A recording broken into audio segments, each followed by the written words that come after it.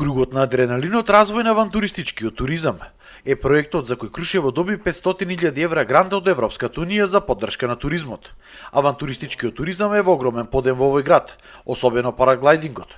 Овие половина милион евра ќе се наменат за поголема промоција на Крушево како адреналинска дестинација. Еден од клучните сегменти бил реконструкција на спортската сала. Ќе се прошири истата и ќе се реконструира и ќе се прошири нејзината намена со изградба на ѕидови за качување во висина, болтеринг и клајминг, а тоа е нешто што параглайдеристите или оние туристи кои што го сакаат адреналинот, го сакаат како дополнителна понуда во деновите кога условите не дозволуваат летање.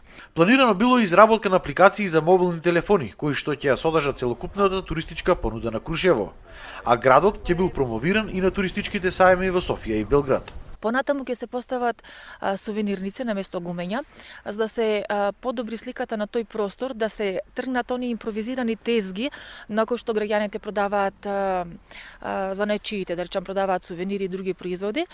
Во состав на овој проект е предвидено во 2019 година тука во Крушево да се одржи светски куп во параглайдерство, а оваа година ќе се одржи настанот во недопрената природа на точак во Крушево 2018, каде ќе се промовираат велосипедските патеки кои што се во должина од 40 км.